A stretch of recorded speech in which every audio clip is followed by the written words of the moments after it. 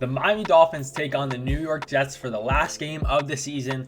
Dolphins sitting at 8-8 with a slight chance to make the playoffs. To make it, the Dolphins need to beat the Jets, and they need the Broncos to lose to the Chiefs backup. So I'd still consider it a stretch, but it's a possibility, and obviously the Dolphins have to do their part in winning this game versus the Jets. Obviously, that might come without their franchise quarterback Tua Tagovailoa, who was sidelined last week due to a hip injury that he sustained in the Texans game. He was able to play through the Niners game, and then it progressively got worse, and he hasn't recovered as quickly as they hoped. So there's a chance we're without Tua, and that obviously is going to impact a lot of different things, and I'm going to break that all down right here. So starting with the Dolphins offense versus the Jets defense. The Dolphins offense is 22nd in points per game.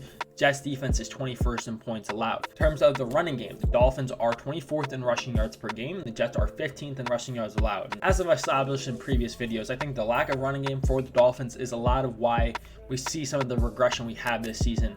Offensively, is just we have been able to sustain drives pretty consistently against some teams, but just not being able to get those big plays, the explosive runs that we saw last year. It's just a big hit to the offense and allows defenses to play us a certain way that allows them to take away more in the passing game. And obviously some of that comes with the offensive line. I would say most of the issues from the offensive line is due to injuries, less than the specific players there, but obviously still have to be able to overcome some injuries. But it's been rough for the Dolphins unit once again, and with the backup quarterback, this could be a beneficial place for the Dolphins to try to get established. Obviously the Jets are 15th, and we haven't had a great time running the football. Kendall Lamb just got sidelined on the IR, and the last time his backup Jackson Carman came in, he had a horrible game. So I don't have a lot of faith in this offensive line because of the injuries. I think that's something that people have to note. Like, this offensive line, the guards aren't great, but it would have had a lot more success had we stayed somewhat healthy. But now we're on once again our 4th and 5th offensive tackles, and they can't hide the ugly guard play because you have to also try and hide the ugly tackle play. So it's just an issue because of these injuries. So I don't expect the Dolphins to be able to establish the run, but if they can, that'd be so beneficial, especially if you're going to have Snoop Huntley at quarterback, who, unlike Tua, doesn't get the ball out as quickly, but he has the dynamic ability with his legs, but he still holds onto the ball, which could leave him vulnerable to getting sacks, which would then put us in 2nd and 3rd and longs, which with him at quarterback definitely doesn't bode well for us. So ideally we can get this ground game going. I'm just not optimistic that's going to happen. In terms of the passing game, the Dolphins are 15th in passing yards per game. The Jets are 5th in passing yards allowed. Obviously, it's been a down year for the Jets as a whole, but as noted, their pass defense hasn't really missed a beat. They're 5th in the league. And I think a big part of the passing game is Tua active, is Tua not. Like, Snoop had a phenomenal game against the Browns, but I would say the Jets defense is a bit of a step up from the Browns. So that has me a little bit nervous. Hopefully we can have at least Waddle with Tyreek if it's not Tua.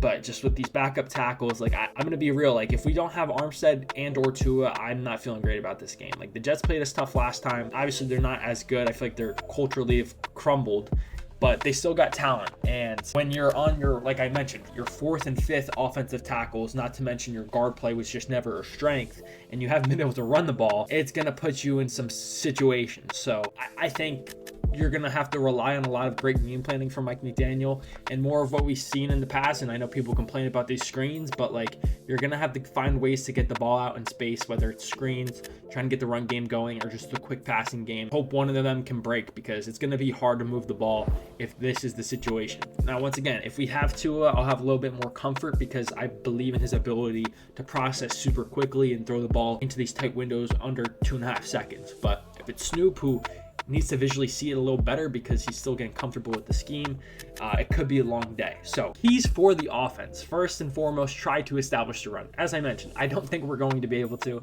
but if we can, that'd be a huge boost. Protect the football, because once again, if the Dolphins are going to win this game, specifically without Tua and probably without Armstead, it's going to have to be an ugly game, similar to how the Browns game started out. Like, you're going to have to punt on 4th down and just make it muddy. Try and just scratch and claw for every possible point. And if you turn the ball over, you just make that way more difficult for yourself. And then once again, build off of last week under Snoop Huntley. It looked good. I think it's a step up in opponent for sure. And you're losing more tackle play, which does not help you whatsoever, because last time we saw the other tackles that weren't Austin Jackson, Kendall Lamb, Teron Armstead, or Patrick Paul, has been bad. And once again, that's why I want to emphasize the offensive line is an issue. And I understand Teron Armstead's injury prone, but then to sustain 2 other injuries at the position, like, you can only sustain so many injuries before the play is going to regress tremendously. Like, there's not a team out there that's probably got a great fifth offensive tackle. So I want people to keep that in mind. Like, there were backup plans in place, and those backup plans also failed. So I just want to note that. Players to watch for this Jets defense: Sauce Gardner. We didn't see him last time because of the hamstring injury. It appears he's going to play this week. Will McDonald is having a good second year for the Jets. I think he's got 10 sacks, so it's a pretty solid season for him. And then Quinnen Williams in the middle. We all know what he can do. Now, moving on to the Jets offense versus the Dolphins defense. Obviously, last time we faced off, the Jets offense got it going against Anthony Weaver's defense. Aaron Rodgers had a great game, probably his best game as a Jet, and pretty much teed off on the Dolphins defense, but thankfully we still found a way to win. The Jets offense is 24th in points per game. Dolphins defense is 8th in points allowed. Great number under Anthony Weaver's unit. Jets are 31st in rushing yards per game. The Dolphins are 9th in rushing yards allowed. So in terms of the running game, keep that going. Like I said, you're going to have to make this a messy game.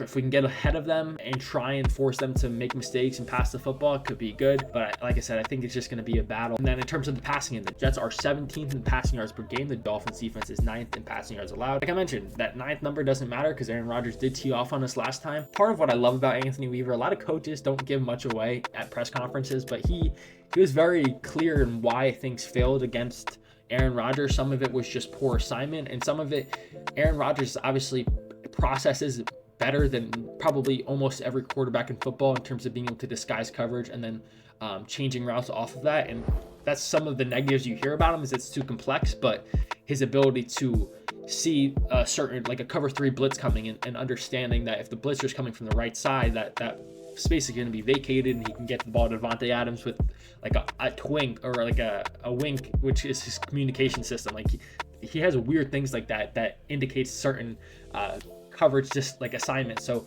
Anthony Weaver was basically explaining, like, we have to hold our coverages better because we were getting exposed because he was able to get the tell and change his routes off of that. So I think that's a big thing for Aaron Rodgers and trying to prevent that from happening. We had some coverage busts as well. So once again, if we want to beat them, especially without Tua, we're going to have to make it muddy. We can't let up these big plays like we did the previous game and just try and get a turnover any means necessary.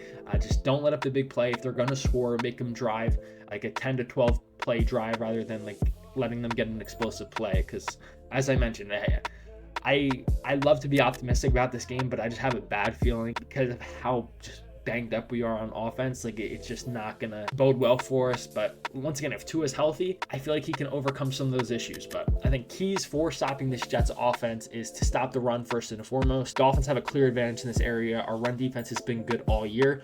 Just got to keep it going because once again, if a team can run the ball easily on you, they're going to keep it going all day long. Don't bust in coverage, like I mentioned. Like, if you allow them to get big plays, it's just going to make your life hell, especially if you put Snoop Huntley in a position where he has to drop back like 30 or like 35, 40 times this game. It's probably not going to bode well. And then get some takeaways. The offense will need it. Like, nothing will comfort me more than if the Dolphins are able to get like a pick six or a strip sack or a special teams play. Like, that's the kind of play that we're going to need this game from the defense and special teams. That makes me more comfortable with the current state of this offense. In terms of players to watch for this Jets offense, obviously starts at the quarterback position with Aaron Rodgers. Obviously doesn't look like his old self, but I mean, he's shown sparks of it. We saw it when he faced the Dolphins. He still has it within himself, so hopefully we don't see that. Davante Adams, which I thought he wasn't going to play, but then he didn't pop up on the injury report, so I wish he would just rest. Like, OG, like, you can take a game off. It's the last game of the season. You're banged up. Like, come on, man, let's rest. Garrett Wilson, who there's rumors that he wants to get out of New York, which please do. And then Breece Hall, once again, has had a down year, but we still know what he's capable of. Prediction time. I am 35-16 lifetime predicting Dolphins games, which is a tremendous number. 12-4 this year. I wish the Dolphins record was that good. I'm tired of suffering. If Tua and Armstead is out, I'm predicting the Dolphins to lose 20-13.